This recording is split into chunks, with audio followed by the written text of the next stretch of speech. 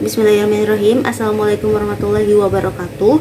Perkenalkan, nama saya Lydia Suslawati, mahasiswa Prodi S1 Fisioterapi Universitas Aisyah Yogyakarta dengan NIM 2010301145. Nah, di video kali ini saya akan melakukan penata fisioterapi pada kasus pediatrik, yaitu di NICU atau PICU, dimana nanti ada 4 poin yang akan saya bahas. Poin pertama yaitu bagaimana cara untuk memeriksakan Apgar score, kemudian yang kedua yaitu bagaimana cara untuk pemeriksaan Down score, kemudian yang ketiga itu tes refleks, kemudian yang terakhir itu baru intervensi fisioterapi yang bisa kita lakukan pada bayi di masa NICU atau PICU. Nah, bagaimana videonya? Mari kita saksikan. Nah, sebelum kita memasuki 4 poin tersebut, ada baiknya saya jelaskan sedikit terkait apa sih NICU dan PICU tersebut.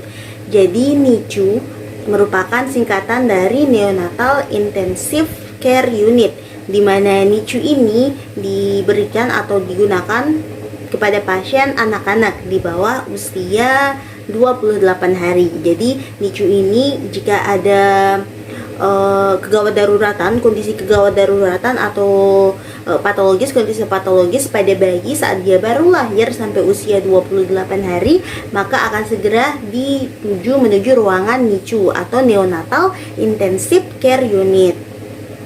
Kemudian selanjutnya yaitu setelah misalnya si bayi ini lahir, kemudian setelah lebih dari 28 hari si bayi ini ternyata anak yang baru lahir ini ternyata masih dalam kondisi intensif atau gawat daruratan atau perlu dalam pengawasan ketat, maka akan dipindahkan menuju ruangan PICU.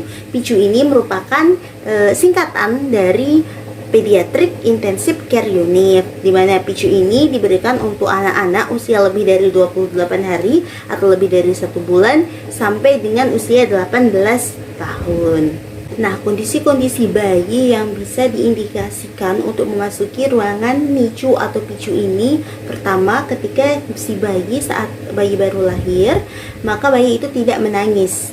Kemudian adanya asfiksia atau dimana oksigen dalam bayi itu berkurang, oksigen yang ada di dalam paru-paru bayi berkurang. Kemudian kondisi bayi sianosis, dimana bayi tampak kebiru-biruan.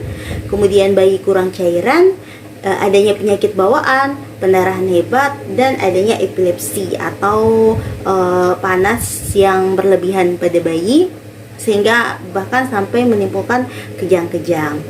Nah, untuk melihat adanya ketidaknormalan hal tersebut, ketidaknormalan yang telah saya katakan tadi itu, kita bisa melakukan beberapa tes. Tes pertama yaitu Apgar tes atau Apgar score. Kita bisa mengetes dengan menggunakan skor, namanya itu Apgar score. Kemudian kita bisa mengetes dengan menggunakan Down score. Nah, bagaimana untuk pelaksanaan tesnya? Berikut kita saksikan. Nah, yang pertama adalah pemeriksaan Apgar score. Nah, pada pemeriksaan Apgar score ini ada 5 poin yang perlu kita perhatikan. Yang pertama yaitu ada appearance atau warna kulit, kemudian ada pulse yaitu rasio denyut jantung, kemudian ada climate yaitu gerak refleks. Kemudian yang keempat itu ada activity yaitu bagaimana tonus otot si bayi. Kemudian yang kelima yaitu respiration atau bagaimana pernafasan dari si bayi tersebut. Nah, selanjutnya untuk penskorannya, yang pertama kita bisa lihat dari aspek appearance atau warna kulit terlebih dahulu. Nah, kondisi di dalam Down score ini ada 3 skor yaitu 0, 1, dan 3. Dari kelima aspek yang telah saya sebutkan tadi. Balik lagi, kita akan pertama membahas tentang aspek yang di appearance atau warna kulit. Jika ditemukan warna kulit si bayi ini biru, maka biru atau pucat, maka diberikan skor 0. Kemudian yang kedua, skor 1 apabila ditemukan pada si bayi itu yaitu setengahnya atau tubuhnya merah jambu, sedangkan ekstremitas baik atas maupun bawahnya itu biru, maka diberikan skor 1. Kemudian skor 2 yaitu apabila seluruh tubuh dari si bayi ini memiliki warna merah jambu.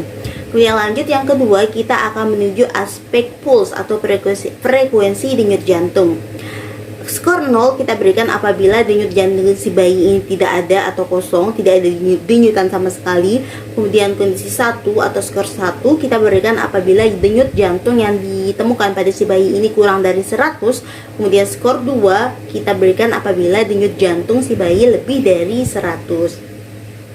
Kemudian yang ketiga yaitu kita akan melihat dari aspek iritabilitas refleks atau grimmage.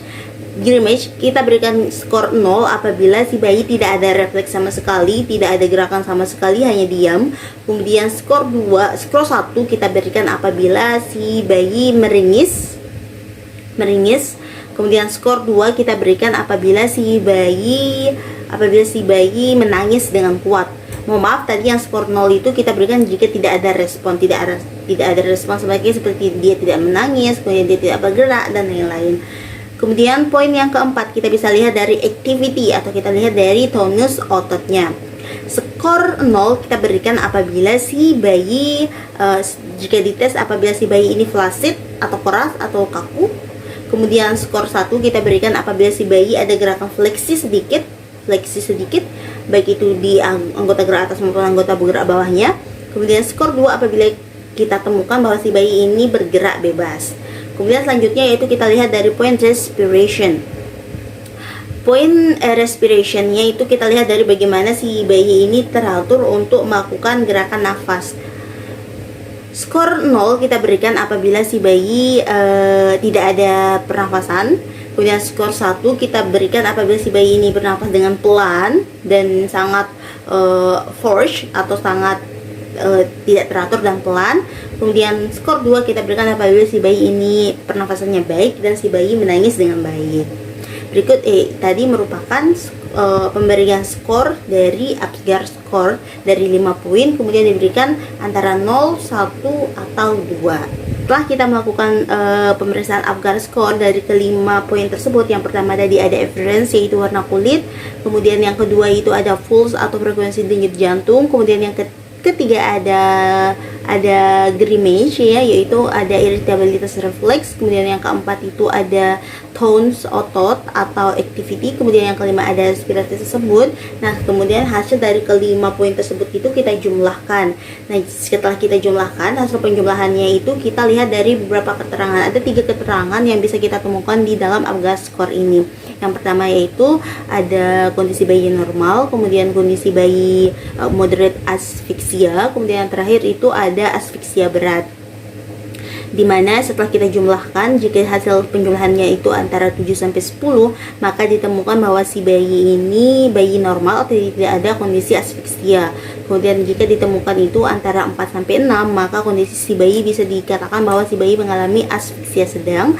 Kemudian jika ditemukan 0 sampai 3, maka bisa dikatakan bahwa si bayi ini mengalami asfiksia berat. Nah, jika ditemukan bahwa si bayi sedang mengalami asfiksia berat, maka perlu diindikasikan bahwa si bayi harus diberikan perawatan menuju NICU apabila umur bayi kurang dari 28 hari dan akan dilanjutkan menuju intensif pediatrik atau ke PICU. Kemudian selanjutnya adalah pemeriksaan Down score, di mana pemeriksaan Down score ini kita lakukan untuk mengetahui kondisi gagal nafas atau seberapa frekuensi gawat nafas dari si bayi. Nah, untuk pemeriksaan Down score ini juga ada 5 aspek. Yang pertama itu kita lihat dari frekuensi pernafasan, kemudian ada cyanosis, retraksi, merintih, dan air entry. Nah, untuk skornya di Down score ini juga ada 0 sampai 0, 1, 2 skor sama seperti Apgar skor tadi. Nah, langsung saja kita menuju yang pertama yaitu pemeriksaan frekuensi nafas dari si bayi. Nah, yang pertama skor 0 kita berikan apabila didapatkan frekuensi pernafasan si bayi ini kurang dari 60 kali per menit. Kemudian skor 1 kita berikan apabila didapatkan frekuensi pernafasan 60 sampai 80 per menit. Kemudian skor 2 kita berikan apabila si bayi lebih dari 80 kali per menit. Kemudian selanjutnya kita tes cyanosisnya atau kita tes kondisi cyanosis dari si bayi yang baru lahir tersebut. Kita berikan skor 0 apabila tidak ada cyanosis.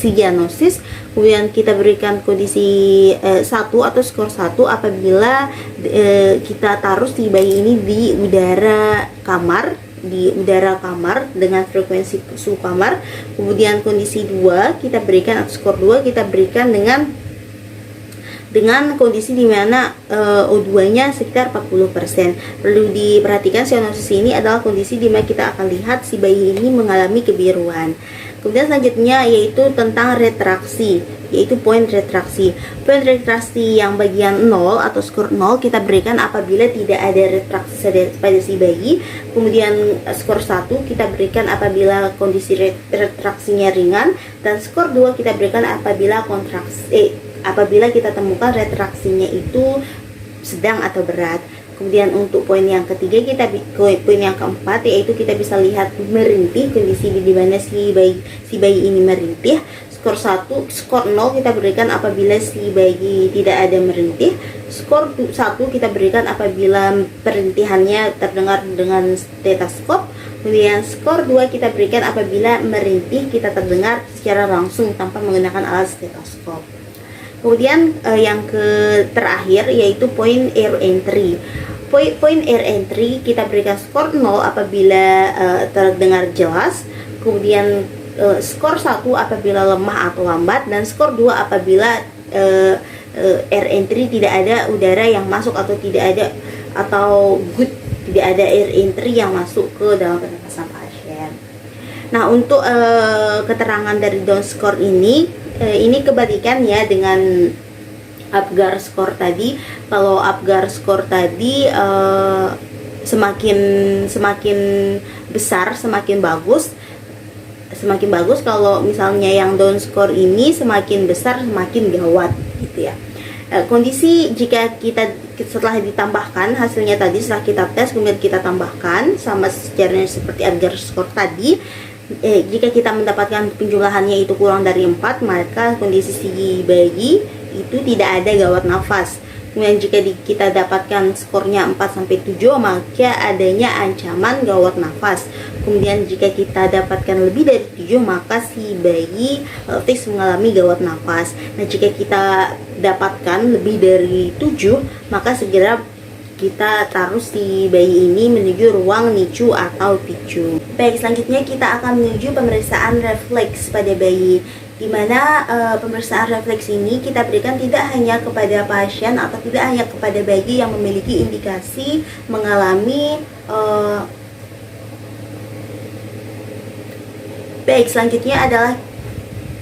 selanjutnya adalah kita akan melakukan pemeriksaan refleks, di mana pemeriksaan refleks ini tidak hanya kita berikan pada bayi yang mengalami indikasi akan dimasukkan menuju ruangan NICU atau PICU, tetapi gerakan refleks atau pemeriksaan refleks ini kita berikan kepada semua bayi yang baru lahir. Nah, gerakan-gerakan atau pemeriksaan refleks yang bisa kita berikan pada bayi lahir itu ada beberapa refleks, yaitu ada rocking reflex, ada sucking reflex, refleks Moro, Babinski, ATNR, dan lain-lain. Nah, bagaimana cara pemeriksaannya? Yang pertama, perlu diperhatikan saat melakukan pemeriksaan refleks bayi, bayi ditidurkan terlentang seperti ini. Bayi ditidurkan terlentang, jangan terlentang seperti ini, karena nanti untuk melihat pemeriksaan refleksnya itu kita memerlukan jaraknya jauh, kita harus begini. Jadi untuk pemeriksaan refleks bayi diperhatikan kalau bisa harus dengan posisi bayi seperti ini. Nah, perlu kita perhatikan kebersihan. Nah, jangan lupa, setelah mencuci tangan dengan bersih, jangan lupa kita harus memakai handscoon, karena nanti kita akan melakukan pemeriksaan pada sisi oral dari si bayi.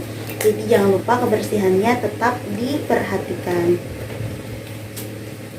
Jangan lupa kita juga harus memakai handscoon yang steril atau yang sudah disterilisasi, sehingga kebersihannya sangat terjamin.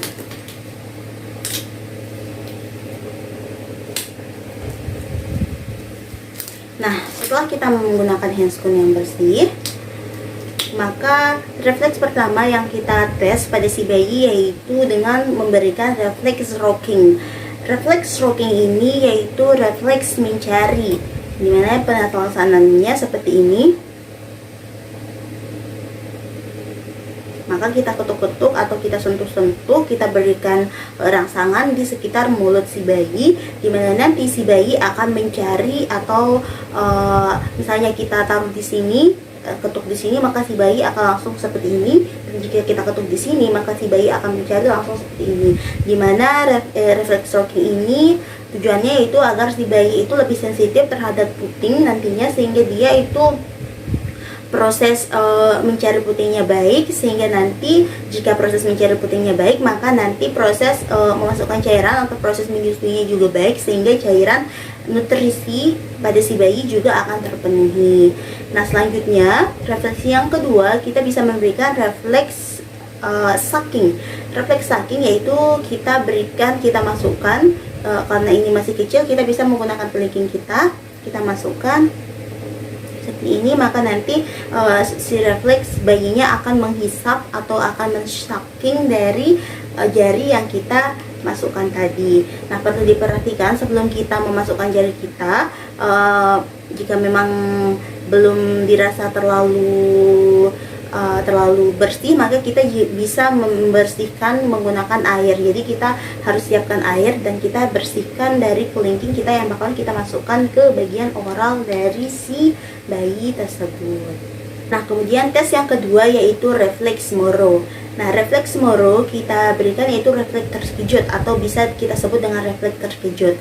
Nah, refleks Moro ini bisa kita lakukan dengan, kalau misalnya kondisi bayinya baru lahir, maka kita bisa dengan menepuk tangan seperti ini, pelan-pelan saja seperti ini, tepuk tangannya cukup satu kali saja.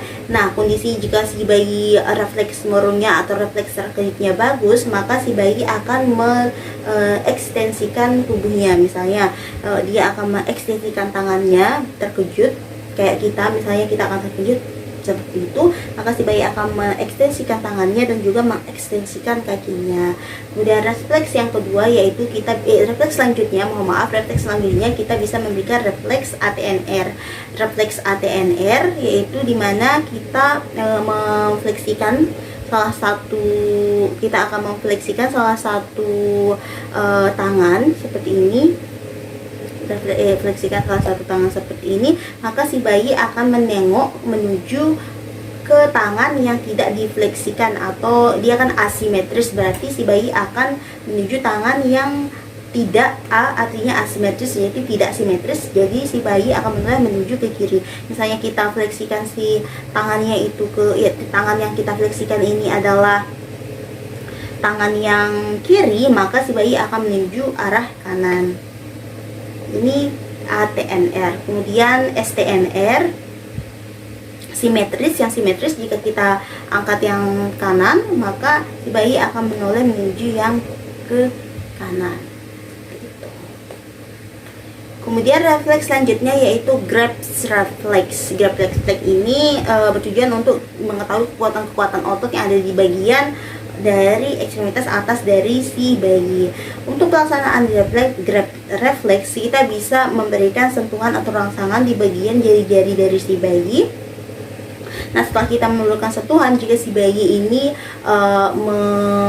menggrabs atau menggenggam dari jari-jari kita, bagaimana kondisi genggamannya, kita bisa feeling, kita bisa rasakan bagaimana kondisi genggamannya, apakah keras, apakah sedang, ataukah lemah, dan lain-lain. Kondisi grabsnya ini bisa kita ketahui. Jika memang grabsnya itu keras, maka bisa dikatakan bahwa kondisi kekuatan otot dari si bayi ini bagus. Kemudian yang terakhir itu ada Babinski.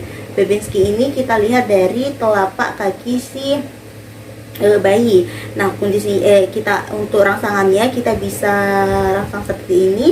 Nah, jika si bayi ini membuka lebar-lebar dari kakinya seperti ini, mengekstensikan dari phalangeal di kaki, maka kondisi dari refleks Babinski si bayi ini bagus.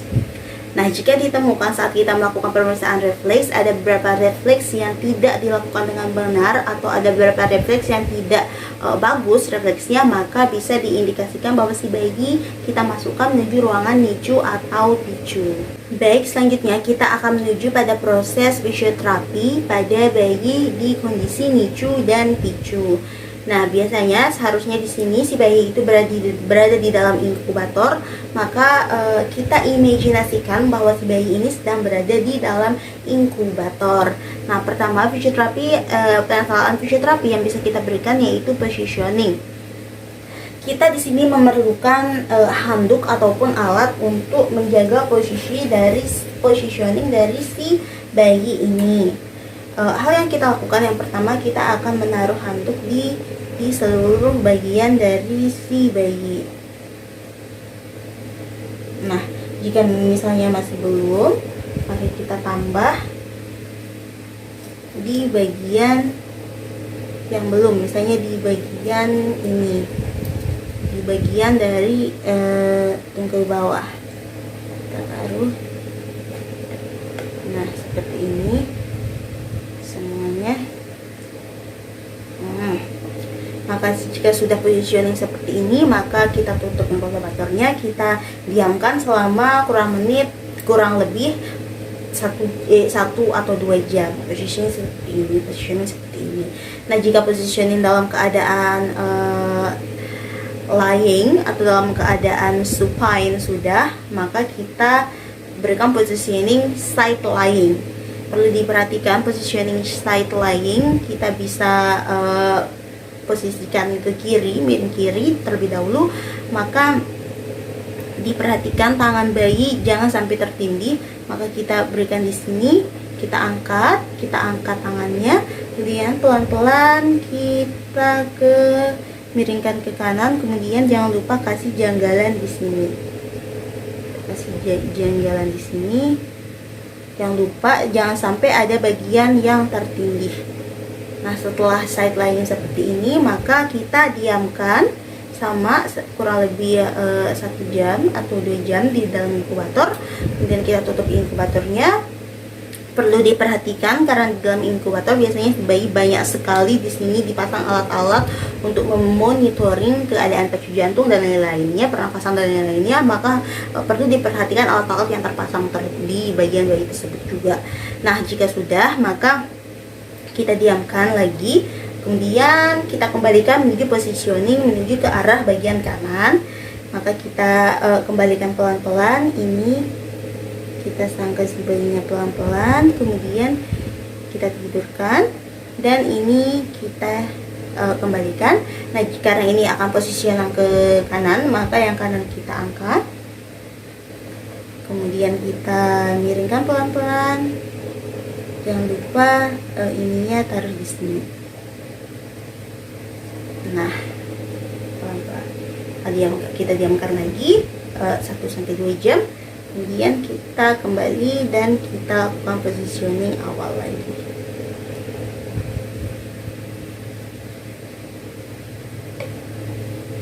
Nah, itu untuk fisioterapi pada bayi di bagian NICU dan PICU. Selain intervensi itu, kita juga bisa memberikan edukasi kepada keluarga si pasien atau keluarga bayi. Edukasi bisa kita berikan dengan memberikan pengarahan bahwa nanti di bagian fisioterapi nanti karena ada beberapa parents atau orang tua yang tidak mau bayinya dilakukan tindakan fisioterapi ketika si bayi masih di ruangan NICU atau PICU. Nah, perlu kita berikan edukasi ke pasien bahwa tujuan dari ini tuh baik. Tujuannya yaitu untuk menjaga stabilitas, akan menjaga fungsi dan lain-lain, fungsi gerak dan lain-lain pada si bayi. Nah, selanjutnya untuk edukasi yang agar si parents lebih approach atau agar si parent ini lebih percaya akan kondisi pelaksanaan fisioterapinya, kita bisa memberikan allowment atau kita bisa mengizinkan si bayi atau mengizinkan si parent untuk melihat tindakan ketika kita sedang melakukan tindakan fisioterapi ke anaknya.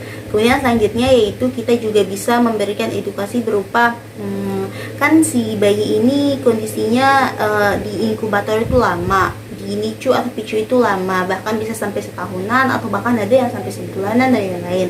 Nah, perlu perlu di ini maka perlu kita selalu kontrol atau kita telepon untuk orang tuanya bagaimana kondisi anaknya dan lain-lain. Edukasi tersebut bisa memberikan kondisi nyaman, kondisi percaya si parents kepada kita. Nah, jika kondisi si bayi sudah mulai membaik, sudah mulai stabil, kondisi pernafasannya stabil, kita bisa melanjutkan pelaksanaan fisioterapi dengan melakukan mobilisasi pasif. Di bagian semua gerakannya kita bisa gerakkan ke atas, yang kelima ke atas. Di bagian jari-jari juga kita mobilisasi, baik di pangkalnya, di upper maupun lower. Ini juga di semua regio persendiannya itu kita gerakkan. Kemudian setelah kita menggunakan mobilisasi secara pasif, di mana pergerakannya oleh fisioterapi, kita bisa memberikan massage ke bayi, ke anak. Kondisi massage ini kita berikan untuk menenangkan, misalnya di bagian perut agar perutnya tidak kembung, kemudian di bagian tangan agar kondisi tidurnya nyenyak, kemudian di bagian kepala, kemudian di bagian kaki, kondisi di bagian dada agar pernafasannya bagus dan lain-lain. Massage bayi ini kita berikan jika memang betul-betul kondisi si bayi sudah baik itu dari kondisi pernafasan, denyut jantung dan lain-lainnya. Dan juga bisa dilihat jika sudah terlepas semua inkubatornya. Baik, mungkin hanya itu yang dapat saya berikan. Mohon maaf apabila ada kesalahan. Sekian dari saya. Wassalamualaikum warahmatullahi wabarakatuh. Bye bye.